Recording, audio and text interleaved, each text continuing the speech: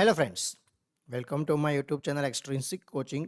आज हम बात करने वाले हैं about this question paper solution of the JE L I C 2024 जो 4 फरवरी 2024 को एग्ज़ाम हुआ था। उसके सेक्शन 2 मतलब पार्ट 2 के बारे में, डिपार्टमेंटल प्रैक्टिस के इस क्वेश्चन पेपर के बारे में। इस क्वेश्चन पेपर में एक्चुअली टेक्निकल पोर्शन बहुत ही ईजी था, जो पार्ट 1 में पहले ही सॉल्व करवा चुका हूँ। ऑलमोस्ट रिपीटेड क्वेश्चन पूछे थे, लेकिन पार्ट 2 जो है पहली बार एक्चुअली जेएलआईसी के एग्जाम में ऐसा होने वाला है या होगा शायद से। काफ़ी लोगों का एग्जाम क्लियर नहीं होगा बिकॉज ऑफ डिपार्टमेंटल प्रैक्टिस के क्वेश्चन जो बहुत ही आसान पूछे हुए हैं, लेकिन काफ़ी लोगों को प्रैक्टिस नहीं होती, जो डिपार्टमेंट में मतलब आउटडोर में काम नहीं करते या फील्ड में काम नहीं करते, उनको ये क्वेश्चंस जो है वो थोड़े टफ लगते हैं, क्योंकि कभी आउटडोर में या फील्ड में काम नहीं किया है या तो ऑफिस में ही काम किया है, उसको थोड़े से टफ क्वेश्चन लग सकते हैं। इसमें काफ़ी सारे क्वेश्चन ऐसा है जिसमें थोड़ी सी एम्बिग्यूटी है, जिसमें आपको मार्क मिलने के भी चांसेस है, जिसके बारे में डिटेल में हम आज बात करने वाले हैं। तो अब तक अगर आपने मेरे चैनल को सब्सक्राइब नहीं किया है तो फटाफट सब्सक्राइब कर दीजिए, इस वीडियो को लाइक कर दीजिए और मैक्सिमम लोगों के साथ शेयर कीजिए। और ग्रीवियंस डालना है तो ये वीडियो देख के आप जो भी ग्रीवियंस डालना है वो कैसे डाल सकते हो, क्या डाल सकते हो, इसके बारे में भी आज इस वीडियो में जो है हम बात करने वाले हैं फ्रेंड्स। तो सबसे पहले स्टार्ट करते हैं। यहाँ पे सबसे पहला क्वेश्चन जो दिया हुआ है, question number 51, which one is not the design feature of the C dot switch. इसमें से कौन सा सी डॉट स्विच का डिजाइन फीचर नहीं है, ऐसा पूछा हुआ है। देखिए सी डॉट स्विच जो है, देखिए यहाँ पे नॉट वाले क्वेश्चन बहुत पूछे हुए हैं जो थोड़े ट्रिकी बन जाते हैं और काफी लोग इसमें गलती कर देते हैं, हालांकि क्वेश्चन बहुत ईजी है। यहाँ पे क्या नहीं है डिजाइन फीचर, ऐसा पूछा हुआ है। तो सी डॉट स्विच जो है वो इजी टू मेंटेन है, बिल्कुल है। हाईली रिलायबल है, बिल्कुल है। Provision of both local and centralize operation के देता है, बिल्कुल देता है सर। तो ये एनालॉग स्विच है क्या? नहीं है। आपको बताया सी डॉट जो है वो डिजिटल स्विच है, तो एनालॉग स्विच नहीं है, तो वही आंसर आएगा, option D is the correct answer here. Second question, which is not the correct regarding architecture of C dot DSS. C dot DSS का आर्किटेक्चर क्या, देखिए अगेन नॉट वाला क्वेश्चन, नॉट करेक्ट, कौन सा गलत है ये पूछा है। मतलब मॉड्यूलर फ्लेक्सिबल, बिल्कुल है। It is economical means of serving metropolitan urban rural environment, बिल्कुल सही है। It does not have the upgradation feature, upgrade करते हो कि नहीं करते हो सी डॉट को, आप बिल्कुल करते हो सी डॉट डीएसएस को अपग्रेड। तो it does have the feature upgradation, तो ये ऑप्शन जो है यही सही ऑप्शन है, क्योंकि ये करेक्ट नहीं है उसके regarding. Next question, C dot DSS is using the switching configuration. C dot DSS में टीएसटी स्विचिंग कॉन्फ़िगरेशन का यूज होता है, तो यहाँ पे जो दिया हुआ है ये सही है। और किसी ने मुझे बताया कि सर आउट ऑफ सिलेबस हो जाएगा, नहीं आउट ऑफ सिलेबस कैसे होगा, सी डॉट तो आपके सिलेबस में है ही, इस क्वेश्चन बिल्कुल भी आउट ऑफ सिलेबस नहीं है। नेक्स्ट क्वेश्चन की बात करते हैं।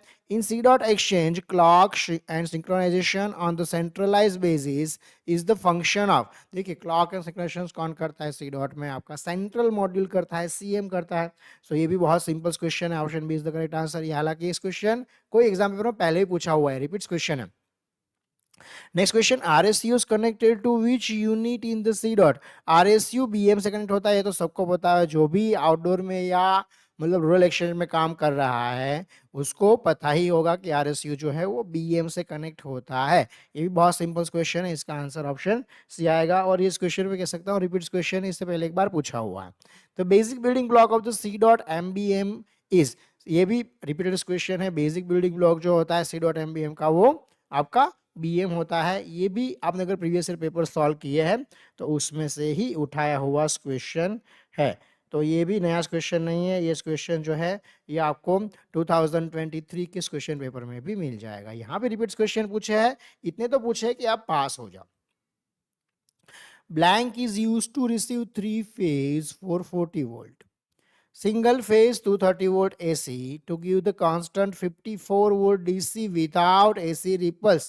देखिए बहुत ही सिंपल क्वेश्चन पूछा हुआ है कि कौन सा डिवाइस जो है वो आपको कांस्टेंट डीसी 54 वोल्ट देता है। तो आपके पावर प्लांट में कैसा क्या लगा हुआ है, जो 3 फेज का या सिंगल फेज का 54 वोल्ट हो जाता है।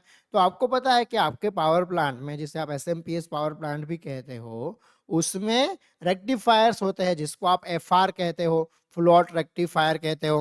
हाँ, काफी लोग शॉर्ट फॉर्म में उसको एफआर भी बोलते हैं। तो यही तो सही आंसर है, option A is the correct answer. What is the expansion of DSLAM? DSLAM का फुल फॉर्म पूछ लिया, देख ले कितना सिंपल क्वेश्चन है। Digital subscriber line access multiplexer, ये डिस्लाम का फुल फॉर्म होता है। तो कौन सा ऑप्शन सही है यहाँ पे? Option B is the correct answer. Next question की बात करते हैं। क्वेश्चन नंबर 59 यहाँ पे पूछा हुआ है, PABX can be expanded as. PABX का फुल फॉर्म देखिए, अगेन फुल फॉर्म पूछ लिया है। मैंने आपको पहले भी बताया था कि आपके एग्जाम में जो डिपार्टमेंट प्रैक्टिस क्वेश्चन होते हैं वहाँ पे फुल फॉर्म बहुत पूछते हैं। तो एक पेपर में सारे फुल फॉर्म लिख लीजिए, उसको याद कर लीजिए, आपके 4-5 मार्क ऐसे ही बन जाएंगे। देखिए इस्लाम का एक फुल फॉर्म आया। अब PABX का फुल फॉर्म पूछ लिया है। PABX का फुल फॉर्म क्या होगा? Private automatic branch exchange. तो कौन सा ऑप्शन सही है यहाँ पे? Option C is the correct answer. Which type of fuse is used to protect the transformer, capacitor bank, cable and overhead line against the short circuit? तो इसके लिए हम हाई रप्चरिंग कैपेसिटी वाला फ्यूज यूज करते हैं। Last time भी एक fuse का क्वेश्चन पूछा था, इसलिए मैंने इस बार फ्यूज को डिटेल में बताया था, और इसीलिए इस बार भी फ्यूज से रिलेटेड एक क्वेश्चन पूछ लिया है, जिसका सही आंसर ऑप्शन ए है। फ्यूज से रिलेटेड एक क्वेश्चन जनरली आपकी डिपार्टमेंट प्रैक्टिस में एक क्वेश्चन पूछ ही लेते हैं। Next question, relays are use where it is necessary to control. Relay कब यूज होता है? रिले जो है जहां पे लो पावर सर्किट है, हाँ, हाई पावर को कंट्रोल करने के लिए लो पावर सर्किट में रिले का यूज होता है। यही तो रिले का फंक्शन है, ठीक है। तो यही रिले का फंक्शन है, रिले भी इसीलिए यूज होता है। So option B is the right answer. और बिल्कुल ये सिलेबस का क्वेश्चन है, सिलेबस के बाहर का क्वेश्चन नहीं है।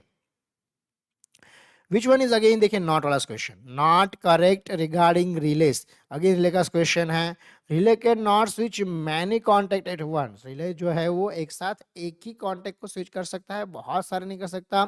कैन स्विच ACDC बिल्कुल कर सकता है। Can switch higher voltage than the standard transistor बिल्कुल कर सकता है। Better choice for the switching larger current बिल्कुल सही है। नॉट दिया है तो option D is the correct answer. Next question की बात करते हैं।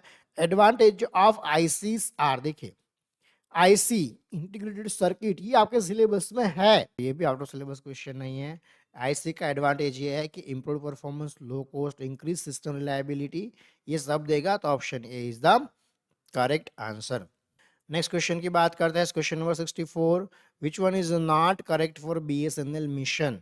BSNL का मिशन क्या है? देखिए इस बार जो है आपका जो BSNL का ऑर्गेनाइजेशन स्ट्रक्चर है वो एक सिलेबस में एक टॉपिक है, उसमें से बहुत सारे क्वेश्चन पूछ लिया। हालांकि इतने क्वेश्चन पूछते नहीं है जनरली, लेकिन इस पेपर में बहुत सारे क्वेश्चन BSNL का ऑर्गेनाइजेशन स्ट्रक्चर जो है वहां से पूछे हुए हैं।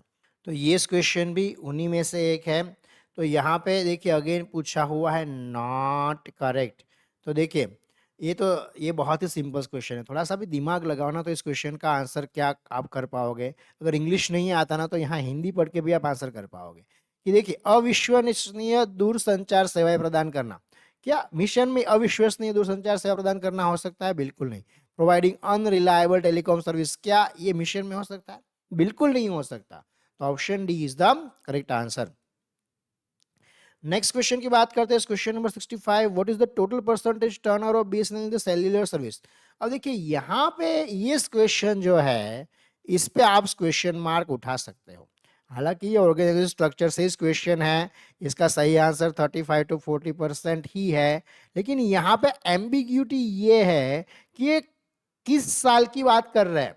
यहाँ पे कुछ भी नहीं लिखा हुआ है कि what is the total percentage turnover of BSNL in the cellular service 2022 में, 2023 में, 2021 में, कौन से साल में percentage turnover of the cellular system BSNL का कितना था? ये कुछ भी नहीं पूछा है। ना तो एवरेज टर्नओवर पूछा हुआ है, अगर एवरेज बोल देते तो भी आप एवरेज लिख सकते थे। कुछ भी स्पेसिफाई जब नहीं किया हुआ है तो इस क्वेश्चन के मार्क मेरे मुताबिक सबको मिलने चाहिए। तो इसका ग्रीवियंस जो है ये आप उठा सकते हो, उठाना है तो। हालांकि ये आउट ऑफ सिलेबस क्वेश्चन नहीं है, ऐसा मत लिखना कि आउट ऑफ सिलेबस क्वेश्चन है, ये ऑर्गेनाइजेशन स्ट्रक्चर का ही क्वेश्चन है।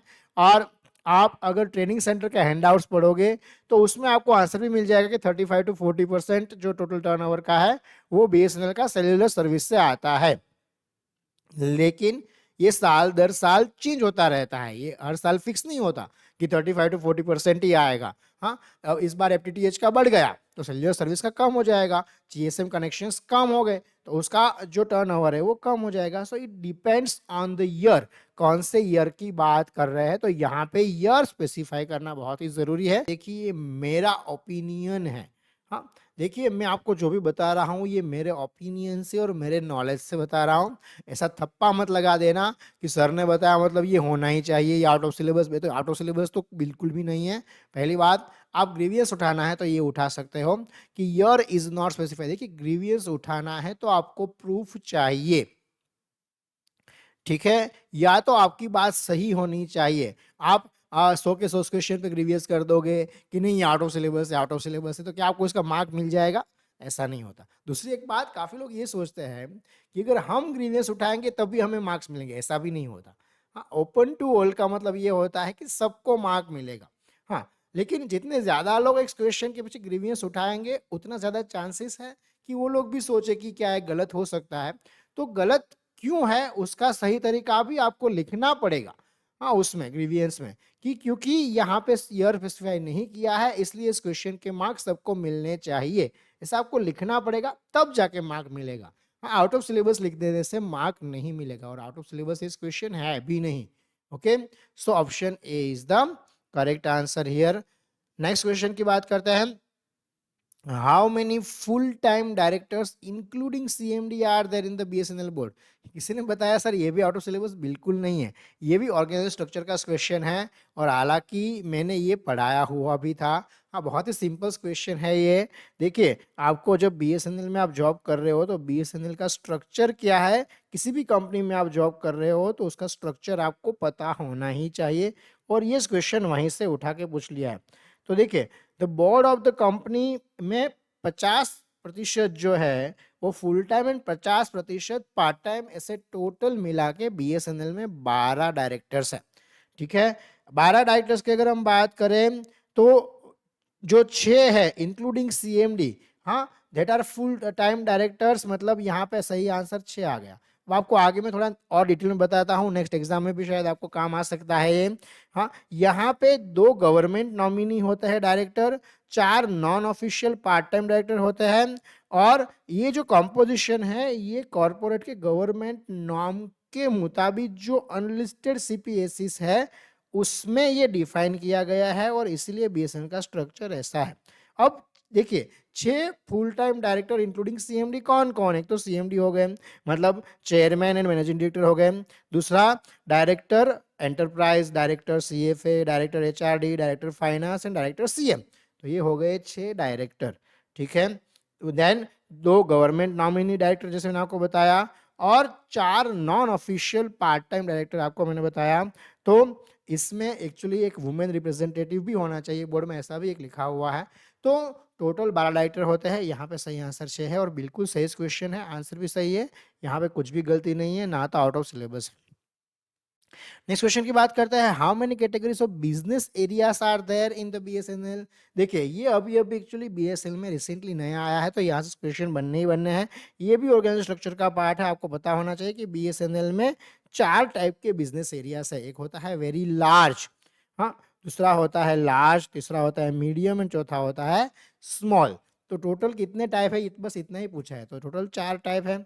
उसके बाद नेक्स्ट क्वेश्चन उसी से रिलेटेड है, वेरी लार्ज भी है और लार्ज भी है। देखिए बीए का मतलब बिजनेस एरिया, ये भी यहाँ पे बता दिया गया है और ये क्वेश्चन नेक्स्ट आगे पूछा हुआ भी है एक जगह पे कि बीए का फुल फॉर्म क्या होगा, तो बिजनेस एरिया होगा। हाँ, तो ऐसे मार्क तो आपको फ्री के मिल जाते हैं अगर आप थोड़ा सा दिमाग लगाओ तो वेरी लार्ज और लार्ज बीए कौन हेड करता है, ये भी एक क्वेश्चन अच्छा पूछा हुआ है। देखिए वेरी लार्ज बीए का मतलब क्या हुआ, सबसे पहले तो आप ये समझिए, वेरी लार्ज बीए का मतलब ये हुआ कि वैसा बीए जिसका रेवेन्यू 250 करोड़ से ज्यादा है उसको वेरी लार्ज बीए कहेंगे। मोर देन 250 करोड़ और वही पीजीएम जो है वो हेड करता है। तो इंडिया में अगर बात करें तो राइट नाउ बीएसएनएल में 5 ऐसे बीए हैं जो वेरी लार्ज बीए है। कौन से हैं आपको पता है क्या? तो नहीं पता है तो मैं आपको बता देता हूँ, बेंगलोर, हैदराबाद, पुणे, एर्नाकुलम एंड अहमदाबाद। ये 5 ऐसे बीए हैं जो वेरी लार्ज बी की कैटेगरी में आते हैं और जिसको बीए को हेड पीजीएम करते हैं। ठीक है। उसके बाद बात करते हैं नेक्स्ट क्वेश्चन की, विच is not the correct for DC power supply in the telecom system. देखिए अगेन नॉट, यहाँ पे नॉट वाला क्वेश्चन बहुत है और इसीलिए मुझे लगता है काफी लोगों को यहाँ पे थोड़ा सा कंफ्यूजन या तो मार्क्स कम आ रहा है ऐसा कह सकते हैं।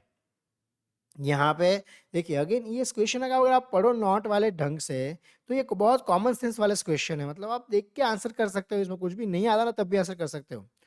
DC power supply telecom system में क्या करेक्ट नहीं है ऐसा पूछा हुआ है। तो क्या आप अनसेफ रखोगे टेलीफोन एक्सचेंज के लिए?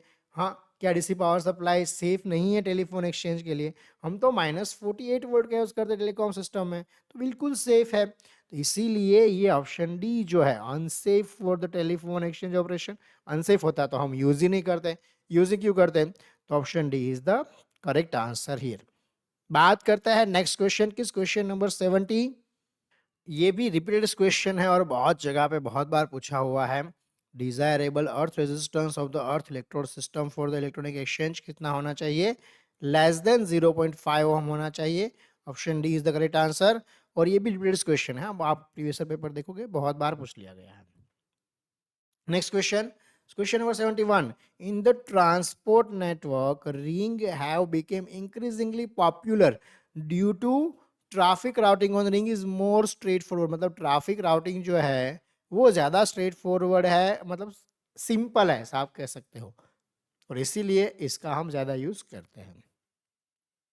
Next question, question number 72. Exchange side and the outdoor side of telephone line are connected at. Exchange side और आउटर साइड कहाँ कनेक्टेड होता है? ये तो सबको जो भी काम कर रहा है एक्सचेंज में उसको तो आएगा ही आएगा। Option A is the correct answer, MDF में कनेक्ट होता है। Next question, which instrument is not used in battery room? ये भी रिपीटेड क्वेश्चन है, आपको पता है ये क्वेश्चन जो है ये 2023 में पूछ लिया गया है। और इसके पहले का जो क्वेश्चन है, हाँ एमडीएफ वाला, ये वाला क्वेश्चन, ये भी रिपीटेड क्वेश्चन है। देखिए यहाँ पे रिपीटेड क्वेश्चन इतने तो आपको मिलेंगे मिलेंगे कि आप पास हो जाओ। हाँ, ये भी 2023 का क्वेश्चन है। ठीक है, यहाँ पे blower is the correct answer. Bit rate of the STM1 क्या होगा? देखिए बीट रेट जो है STM का, ये जनरली आपको एग्जाम में पूछ लेते हैं। STM1 का आपको पता है 155.52 Mbps होगा। Option B is the correct answer here. After restructuring of field unit BA is represent, मैंने आपको बताया ना, ऊपर ही लिखा हुआ है BA का फुल फॉर्म क्या है, बिजनेस एरिया। तो option D is the correct answer. ये आपको मुफ्त का मार्क यहाँ पे मिल गया ऐसा भी आप कह सकते हो, और दूसरा आप ऐसा भी कह सकते हो कि ये भी रिपीट क्वेश्चन है, 2023 में भी ये पूछ लिया था। अब ये जो क्वेश्चन है क्वेश्चन नंबर 76, ये बड़ा इंटरेस्टिंग क्वेश्चन है। हालांकि काफ़ी लोगों को पता नहीं होगा और काफ़ी लोग इसका आंसर भी नहीं कर पाए होंगे, और उसको पता भी नहीं होगा कि ये इंटरेस्टिंग क्यों है, क्योंकि यहाँ पे आपको मार्क मिल सकता है। यहाँ पे 2 ऑप्शन करेक्ट है, मैं आपको बताता हूँ कैसे, थोड़ा सा डिटेल में समझाता हूँ ये कैसे होता है। क्योंकि E10B का हालांकि हम यूज़ नहीं कर रहे हैं, ये काफ़ी सालों से यूज़ नहीं कर रहे, लेकिन E10B के एक दो क्वेश्चन आपके JLIC के एग्जाम में पूछ ही लेते हैं। Subscribers are connected to which unit in the E10B system?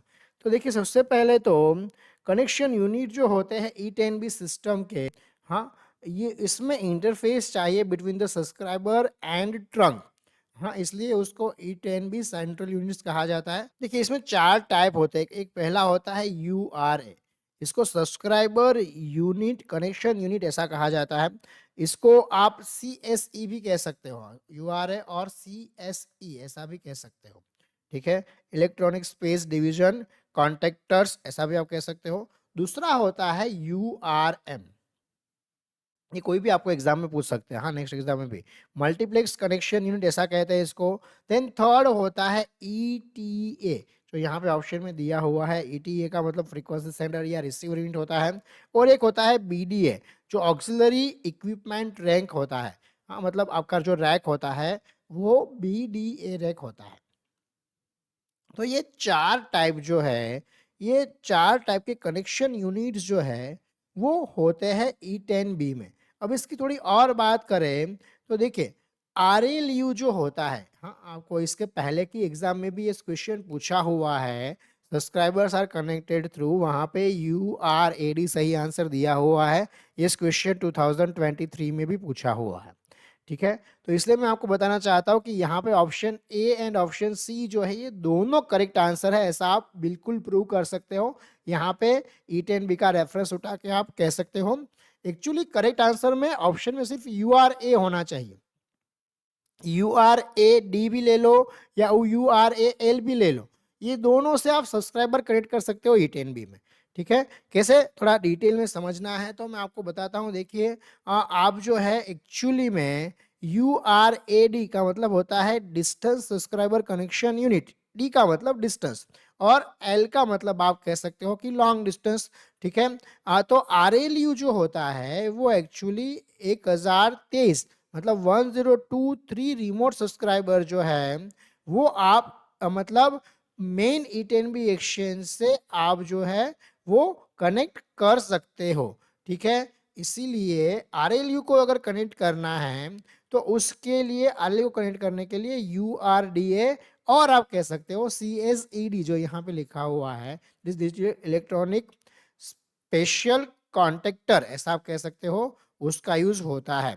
और जो मेन आपका एक्सचेंज है E10B का, उसका जो CSC होता है उसका मैक्सिमम कैपेसिटी 1023 सब्सक्राइबर का होता है और इसको आप 4 PCM लिंक्स का यूज करके जो है कनेक्ट कर सकते हो।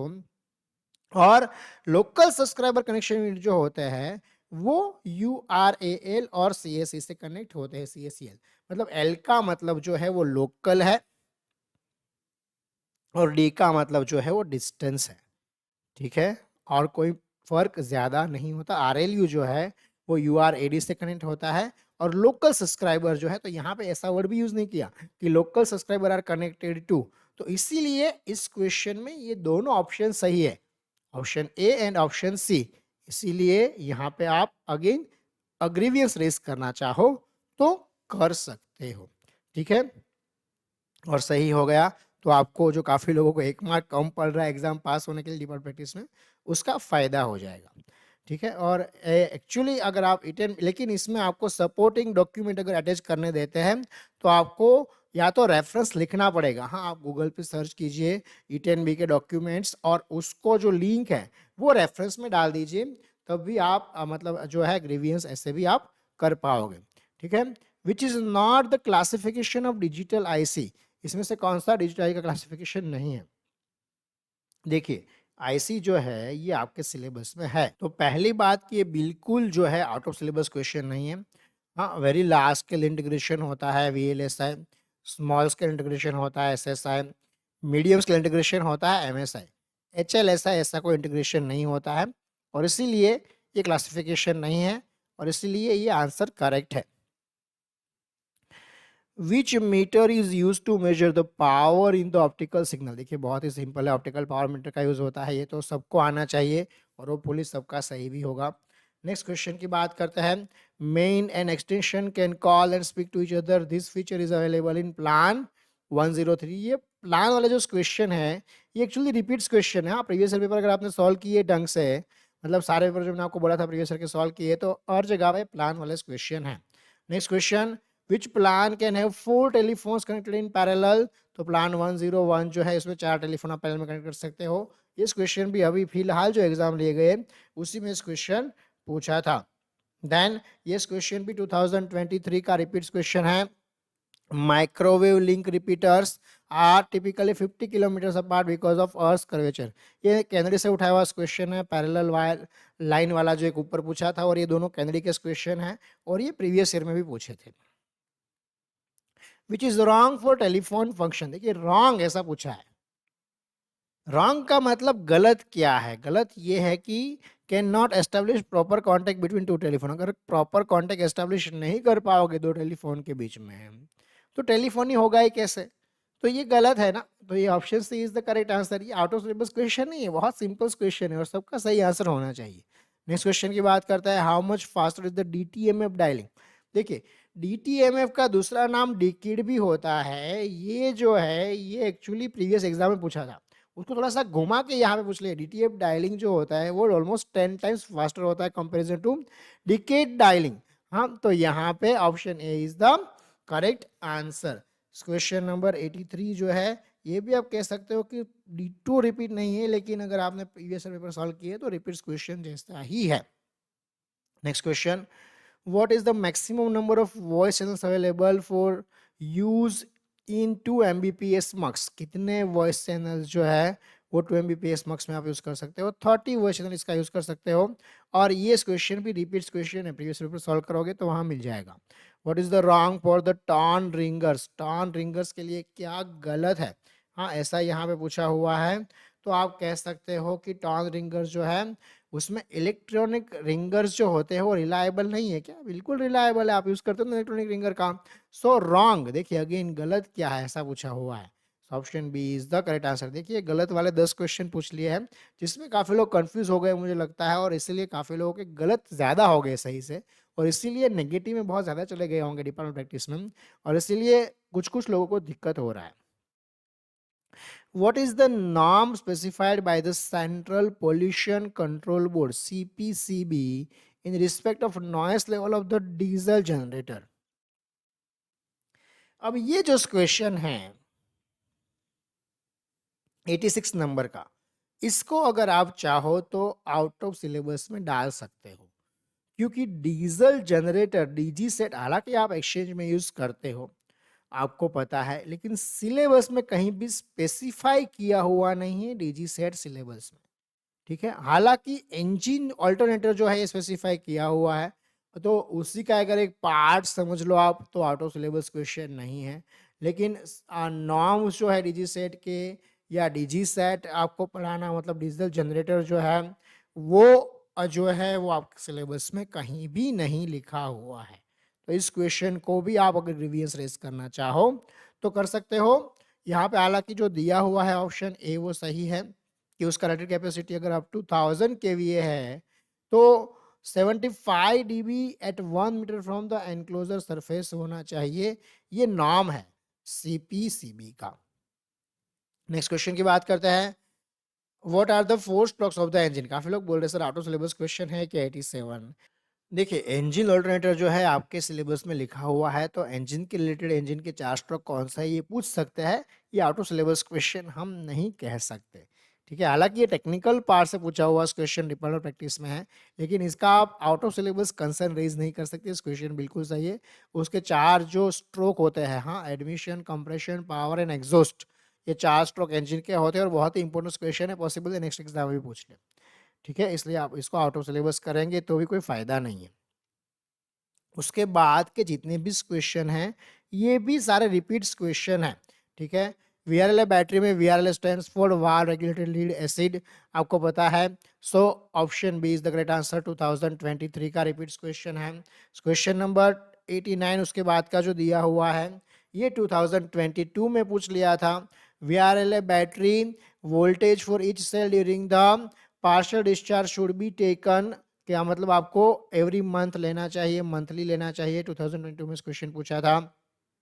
What is the expansion of the SMPS? ये जो क्वेश्चन है ये क्वेश्चन भी रिपीट्स क्वेश्चन है। ये क्वेश्चन भी 2022 की जेएलआईसी एग्जाम में है। स्विच मोड पावर सप्लाई, जिसका फुल फॉर्म है, बहुत ही सिंपल क्वेश्चन है।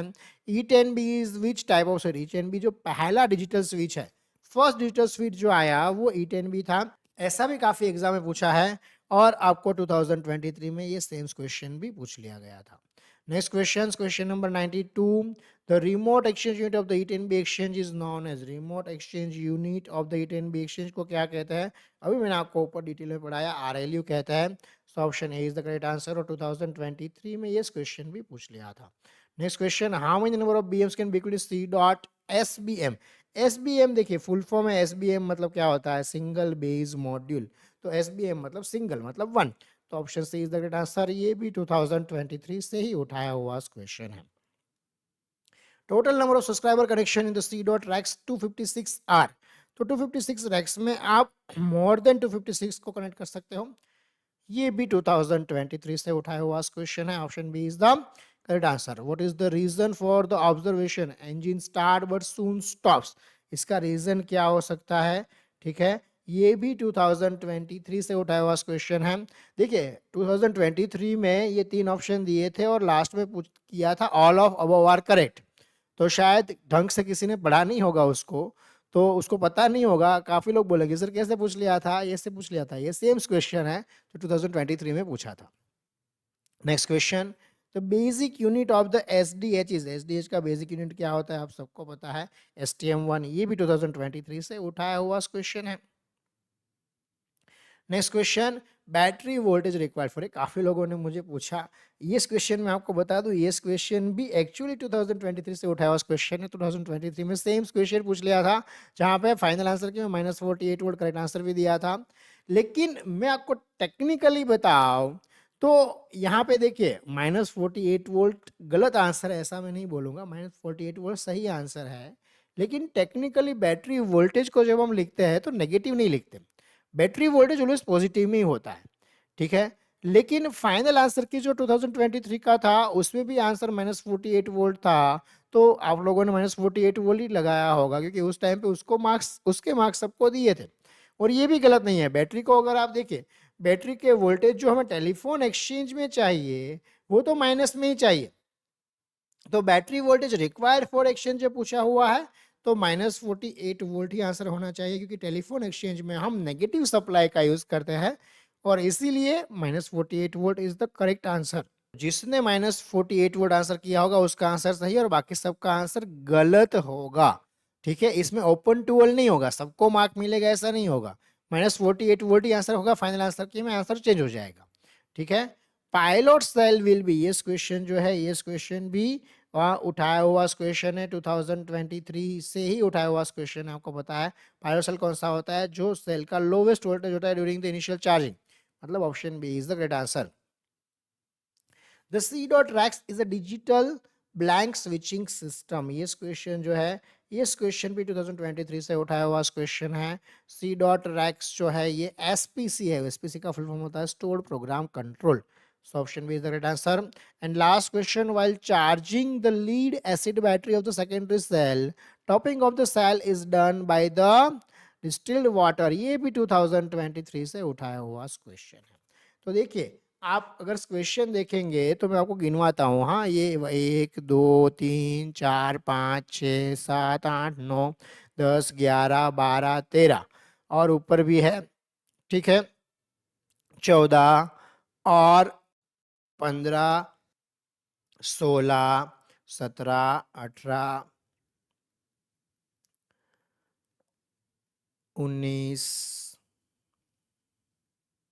ठीक है। ये आपको गिना इसलिए रहा हूँ कि 20, देखिए ये क्वेश्चन मैं आपको इसलिए गिना रहा हूँ कि काफी लोगों को मुझे समझ में नहीं आ रहा है कि 15 मार्क लाने में दिक्कत क्या है, जबकि 50 में से 20 क्वेश्चन रिपीट क्वेश्चन है और इसमें तो मैंने आपको सिंपल क्वेश्चन तो गिनाया भी नहीं है। हाँ मतलब ऐसे जो रिपीट क्वेश्चन नहीं है और बहुत ही सिंपल है, हाँ जैसे कि ऑप्टिकल पावर मीटर से पावर मेजर किया जाता है ऐसे क्वेश्चन पूछ लिए हैं, हाँ क्या सही नहीं है तो ऐसे क्वेश्चन पूछ लिए हैं। ये गिन के इसमें आपके 25 मार्क तो मिनिमम बनने चाहिए, बहुत ही सिंपल क्वेश्चन पेपर पूछा हुआ है, ठीक है। मैं अगेन आपको रिपीट कर रहा हूं कि अगर देखिए अगर ये एग्जाम ऐसा पेपर आने के बाद भी अगर आपको सोचना पड़ रहा है तो नेक्स्ट एग्जाम देने से पहले आपको सोचना चाहिए कि आपने कितना प्रिपरेशन करके एग्जाम दे रहे हो, ठीक है। क्योंकि ये बहुत ही सिंपल क्वेश्चन पेपर था और जो भी ग्रीवियंस में मैंने बताया है वो ग्रीवियंस आप डाल सकते हो उस क्वेश्चन के, मैंने प्रूफ भी आपको बता दिए हैं तो उस प्रूफ को भी आप डाल सकते हो, ठीक है। प्रूफ में मेरे वीडियो का लिंक नहीं डालना है, हाँ प्रूफ में जो है आपको डॉक्यूमेंट जो है वो अप्रूव डॉक्यूमेंट जो है वो डालना है, बुक का रेफरेंस लीजिए या जो भी अप्रूव डॉक्यूमेंट है उसका रेफरेंस लेके आप उसमें जो लिखा हुआ है वो आप लिख के आप जो है वो कंसर्न रेज कर सकते हो, मतलब ग्रीवियंस रेज जो है वो आप कर सकते हो। फिर भी आपको कोई भी डाउट है या कुछ भी समझ में नहीं आ रहा है तो मुझे आप कमेंट करके जरूर पूछ सकते हो, मैं जल्द से जल्द आपको आंसर करने की कोशिश करूंगा। आपने अगर अब तक मेरे YouTube चैनल को सब्सक्राइब नहीं किया है तो फटाफट सब्सक्राइब कर दीजिए, इस वीडियो को लाइक कर दीजिए और मैक्सिमम लोगों के साथ शेयर कीजिए। Thank you very much.